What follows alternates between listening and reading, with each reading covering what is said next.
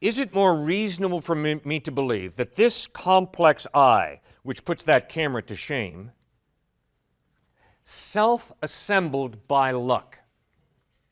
Or is it more reasonable to believe that behind the complexity of this I, it's more reasonable for me to believe there's an intelligent mind?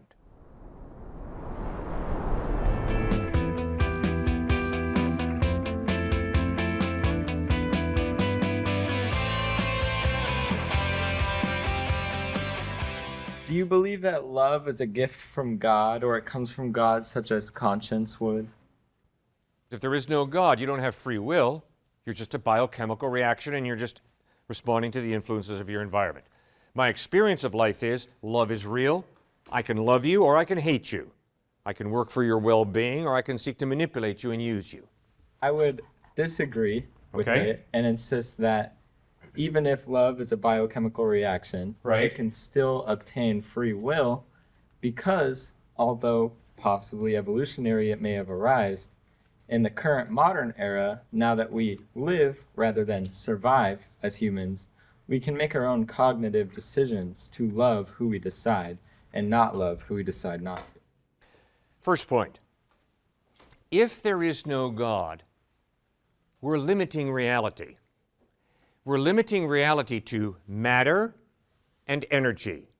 There's no God, meaning by that, there's no personal being that pre-existed the human being. So all of reality is matter and energy. And my point is that if that's true, if all of reality is matter and energy, there is no such thing as love. There's a biochemical response that we might call love, but there is no free decision that I make to care for him, to forgive him, to help him. Instead, I am programmed by my chemicals, which means if I kick his face in, it's not me, it's just my biochemical reaction led me to kick his face in. And if I, quote, love him and am generous to him, there's not a me who's freely choosing that. I just have a biochemical reaction, influences of my environment, I'm a machine, and so that's what I do. You can't live it out. How come? Because if she says to you, I love you, you don't interpret that to mean, well, you're excited, your sex glands, lady, are excited by me and how macho I am and handsome I am. No, you interpret that to mean she chooses to love you, don't you? Correct me if I'm wrong. I'm freely choosing to care about you, to love you. In the modern era, since we are the only species who has an evolved brain high enough to think on their own, that we have that free will to say, I love you, regardless of whatever social construct we've depicted. Okay. What is I when you say, I would say I love you? Your brain. Your brain. A chemical reaction? Absolutely. Good. Which means there's no you that freely chooses to do anything. It's your chemical reaction that programs you to do whatever it is you're doing, right? Not create those chemical reactions. Pardon? Can you not create or generate those chemical reactions? Did you create you? I create my thoughts and my decisions. I thought your thoughts were just simply the result of the chemicals in your brain organizing in a certain way. Correct, but if I lift my arm, that is my own decision rather than a mechanical reaction. Okay, but once again, what do you mean when you say my own decision? There's nothing more than material reality.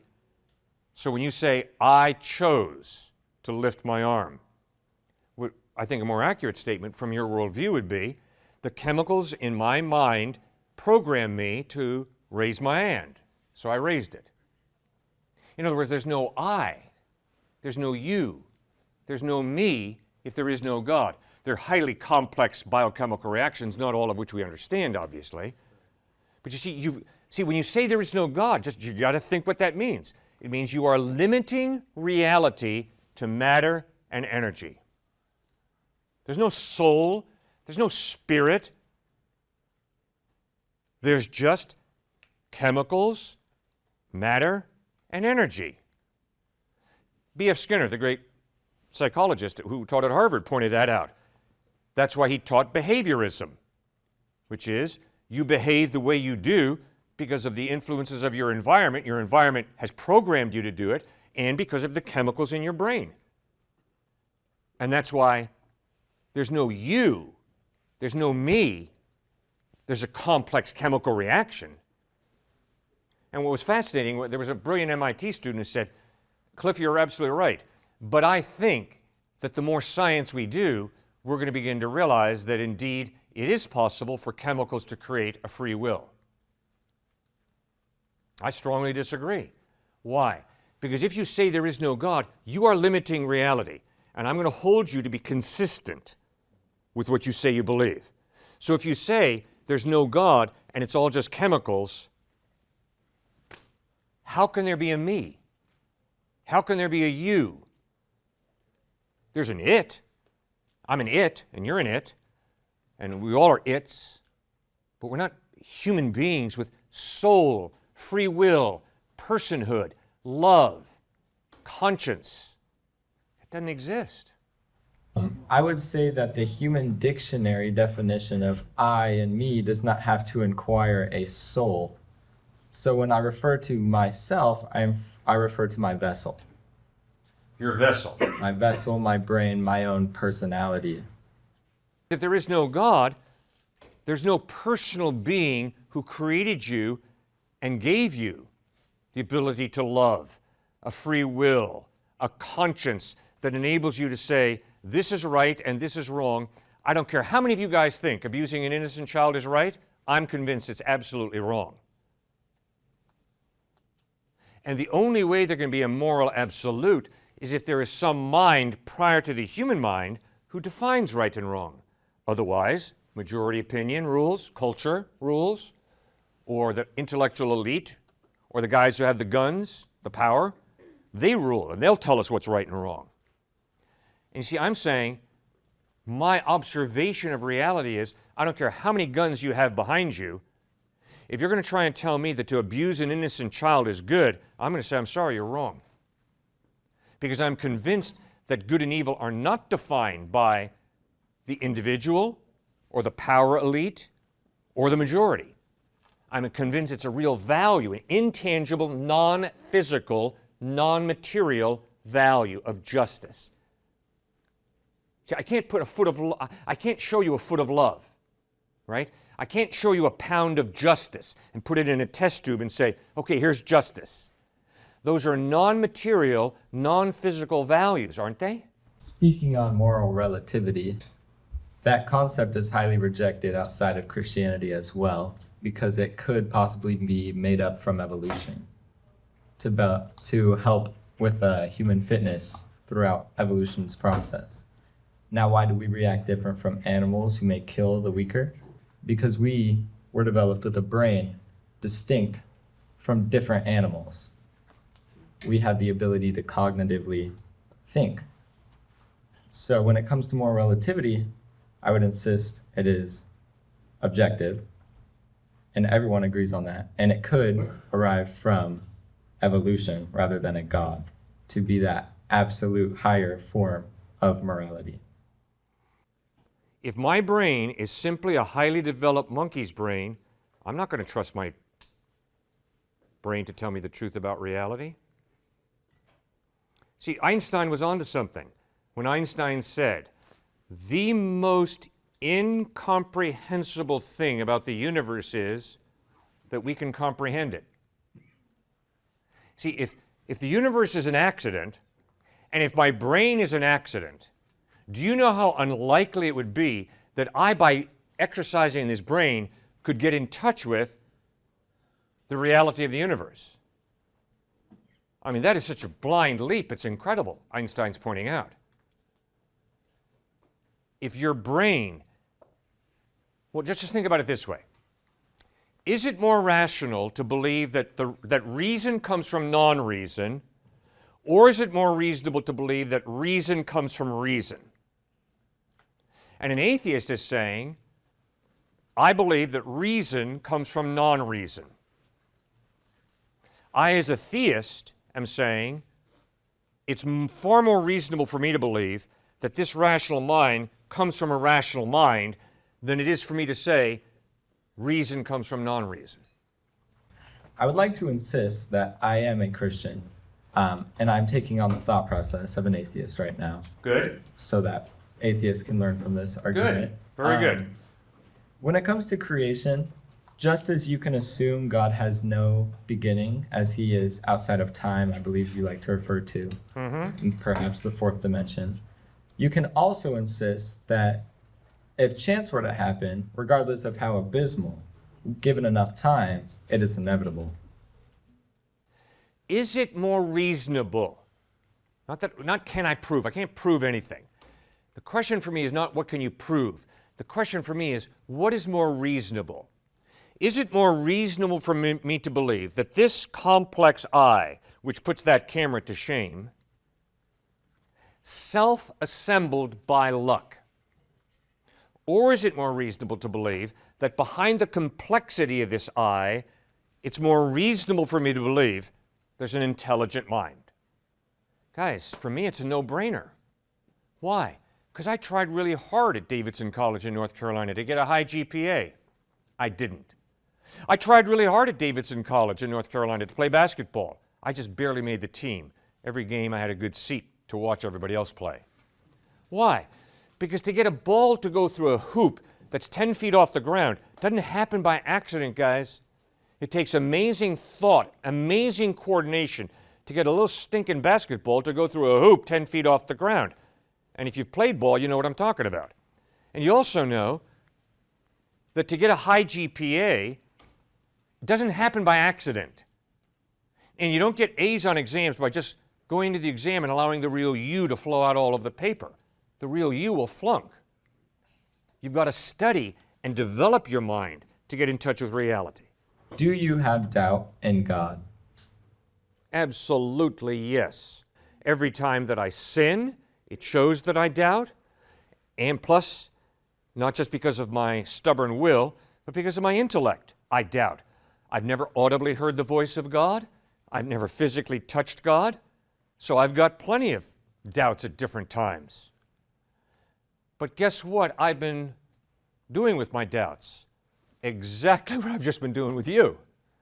I mean, if you have doubts, you can't say, oh, I doubt, therefore God doesn't exist. You can't say, oh, I doubt, therefore Jesus didn't rise from the dead. No, if you've got doubts, be honest and go study the evidence. And if the evidence is there is no God, then don't believe in God, because the evidence doesn't support it. But if the evidence points to God's existence, follow the evidence. Put your faith in him. If the evidence is Jesus Christ did not rise from the dead, don't believe he rose from the dead.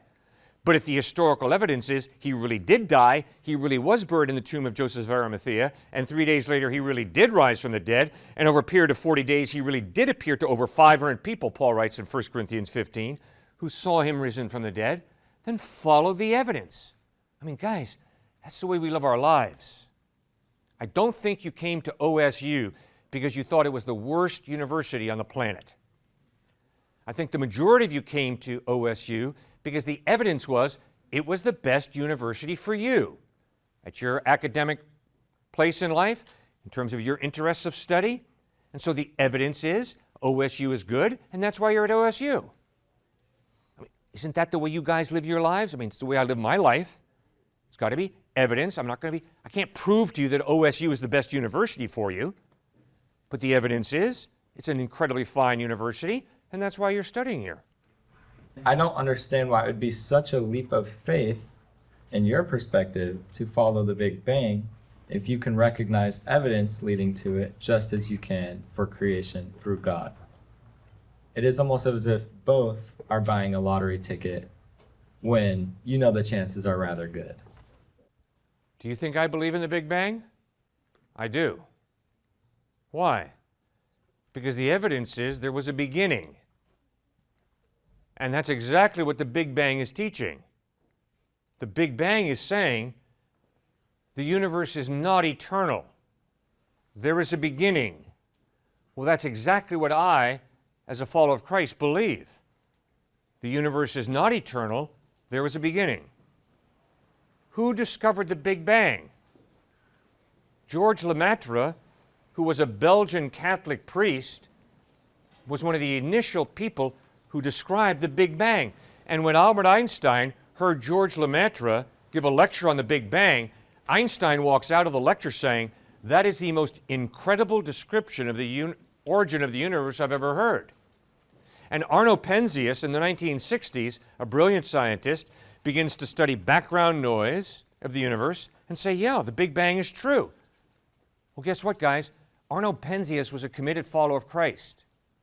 So you got two guys who are the chief proponents of discovering and articulating the Big Bang, George Lemaitre and Arno Penzias, who are deeply committed followers of Christ.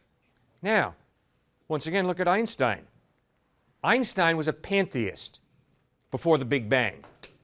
He thought that nature is God, that nature is eternal. When he begins to realize, if the Big Bang is true, it means that my pantheism is wrong, the universe is not eternal, the universe is not God, and there is a creator. He was so disturbed by that, he participated in a deception. Mathematically, he proved that the Big Bang could not happen. The only problem was he cheated in his math equation, and he was exposed. And I appreciate Einstein being honest enough to say, you're right. I put that fudge factor into my equation because I knew that if the evidence is the Big Bang took place, there's got to be a God behind it all. There's got to be some type of God, some type of mind. Well, I love it. I love that. It's incredible. I mean, Cliff, you're really weird. You get excited about some pretty weird things, you know. Well, I'm sorry, man. When you look at evidence like that and you watch people try and massage the evidence and change it to suit their worldview, and then they're exposed and they admit it, I mean, gosh, that's pretty exciting. That's when you know you've won. Well, and you know that the evidence is consistently some type of God exists. Obviously, the Big Bang says nothing about Jesus, and obviously so many of the parts of the discussion we've been having is more evidence for some type of God, has nothing to do with Jesus at this point. But then obviously the next logical question is, well, who is this God? Who is the creator? And that's what Jesus claims to be. He claims to be the creator opening up and revealing who he really is. Why are people that are schizophrenic, experiencing psychosis, or otherwise severely mentally ill, seemingly the people who, when you talk to them, they identify as like being very religious and having these religious experiences? I think I just struggle with like sometimes separating mental health and spirituality. Have you read The Three Christs of Ypsilanti? It's actually The Two Christs of Ypsilanti. All right, I would read the book or watch the movie. Richard Gere is in the movie, but I like the book more than the movie. So it's basically two schizophrenics, true story, who think that they are both Jesus Christ. And so what is this? I've met people like that. Okay, yeah, so have I. Actually, it's almost like everybody. This atheist said, just because these people think they're Jesus Christ, that's just cultural. It's just cultural Christianity, specific to the US. She is dead wrong. This is true cross-cultural. So even Muslims, oddly enough, when they go psychotic, it's typically they think they're Jesus Christ, not Muhammad. So I think that's some type of evidence actually for the Christian faith. Why is it Jesus that is traveling cross-culturally? Why does every single religion look favorably upon Jesus and no other figure? Every single religion does in different kinds of ways. So specifically with psychoses, when Jesus was going about exorcising demons, I think he was also healing schizophrenics. I don't think he was always just saying, hey, legion, look at endless amounts of demons here, let's cast them out and this person's better. No, in the Greek, there's one specific case scenario where we get kissed by the moon. When someone is going manic or has serious psychoses, oftentimes it's connected to a full moon. With the gravitational pull, psychiatrists don't know exactly why that is, but there's a case to it. How interesting in the Greek, we get talk about Jesus being ahead of his time, a reference to being kissed by the moon, some of these who are supposedly possessed by demons. And so, yes, schizophrenics, a lot of psychoses connects with people who say, I am Jesus Christ, and I think there's a spiritual element in there, which is screaming, there is demonic presence. because a person becomes so grandiose in saying, I am Christ, that I think the devil gets in there and sadly plays off of that physical pathology and malady more so than if someone broke a left arm. So we have to leave room to say we don't know exactly what's going on, but I always say, hey, look, if therapy doesn't work, if coping skills like exercise, sociability, all these things don't work, then eventually address that it could be time for an exorcism. And I'm not very charismatic, but I still would say that, because I do think typically a spiritual element is involved. Now, you talked about religiosity. Religiosity is in the DSM as usually a symptom for most mental health disorders, and religiosity is always connected to Pharisees in the New Testament. How interesting. I think all the Pharisees had some type of mental health disorder. They were the ones going around always with the jot and tittle, saying you had to do this, that, and the other. It was an OCD form of psychosis, I think. It was always based out of their own pride and saying you have to follow every single one of the 613 commandments or you're going to hell, or at least you're not spiritually mature. And so religiosity is in the DSM as well. If people have tried other things, then you think it's time for an exorcism. Is there ever evidence of that removing demons? Yeah, absolutely. Like peer-reviewed evidence, like in a scientific lab, I don't know of any. It's mainly anecdotal, but it's like thousands and millions. Like you go to Latin America, you go to Haiti, you go to Africa, like everybody's talking about exorcisms, and you see people get a lot better quite quickly. Well, why doesn't that happen as much in the US? Well, I'd say partly because we live in a very scientific age where we say science and medicine, that's all. And so we oftentimes don't try it. And then secondly, we usually discount it. So I think that gets into belief. Some of it's placebo effect, maybe even, right? I'm a big, firm believer in placebo effect. If you believe something's working, things are going to get better. That's peer-reviewed studies for sure, right? There's peer-reviewed studies behind that. Then there's something called the nocebo effect, which is if I don't believe it's going to help, but I'm taking the right medication, Prozac for depression, there's a good chance that Prozac will not help. It's kind of like faith in Christ. If I'm praying and talking to Christ and Jesus says, if you have even just the smallest amount of faith, you can throw a mountain into the heart of the sea.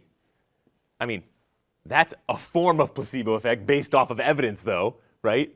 Where you have to believe with your mind and your heart that you can do what Christ is asking or even telling you to do, and you'll be able to do some pretty incredible wonders as well as live out your calling in life. But if you always think, no, I'm always a doubting Thomas, no, Jesus can't use me in that way, well, it's the nocebo effect. Sure, that's going to be a serious weight on your ankle. Faith is based in evidence. Yeah. And like you just said, you were talking about anecdotal evidence. If all of the evidence for Jesus and God is anecdotal, how can we trust that? Because if you look back throughout history, when we rely only on stories that other humans have told, there's a lot left out, or a completely different story is actually the truth. Like, for example, what happened with Christopher Columbus. A lot of people, touted him as a hero, but then as time has gone on and we've looked into what really happened from like other people's accounts, it's come to be known that he and his men did a lot of harm, like physical harm to people and mental harm as well. Right. So I'm like, okay, like someone told me that there was 500 witnesses of Jesus. What if someone just wrote that down and decided to tell that story? But did each one of the 500 people write it down, or did one person just like exaggerate, and said 500 people, and then people decided to go with that because they were considered a reliable source? You know what I mean? Yeah. Like, how do I know that those people back then that witnessed Jesus weren't just mentally ill? All of them mentally ill? Well, maybe it was like a group of a small amount. But we know psychologically you can't have group hallucination of something like a resurrection. It would have to be single hallucination. Not everybody was hallucinating when they encountered the risen Jesus Christ. Medically that doesn't happen, right? Group hallucinations. I just don't understand how we can trust that that is the truth. Like, history books aren't necessarily true. What is the movie Tom Hanks is in where he gets the picture with the president and it turns out to be totally falsifiable? I mean, thank you, Forrest Gump. Everything can be completely falsified with a picture. We see it with AI in this day and age. I would trust eyewitness testimony, which is still considered the top line of evidence in the court of law, way before a picture. Like, way before. I would trust DNA evidence way before a picture. And so what you get in the Gospels is eyewitness testimony. And so any good detective, any good lawyer is going straight to eyewitness testimony before any form of picture or anything like that. And so what you have in the Gospels is eyewitness reportage, testimony, not eyewitness legend that somehow springs up over time.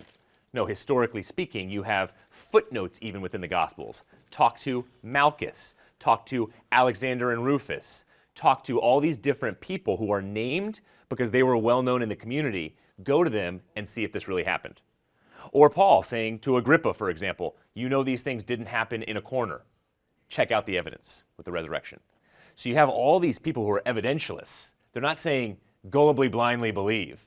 They're saying go check it out yourself. You know, Theophilus, for example, getting told by the doctor, Luke, well known in the community. He's saying, these aren't cleverly invented stories. I checked them out myself. Now you go check them out. Don't just trust me and my word for it. Or John at the end of the Gospel of John. Hey, I've written about a lot of things, checked a lot of things out. There could be endless amounts of books that are filled up by the evidence and things that Jesus actually did. But I don't have all the time in the world to talk about every single story.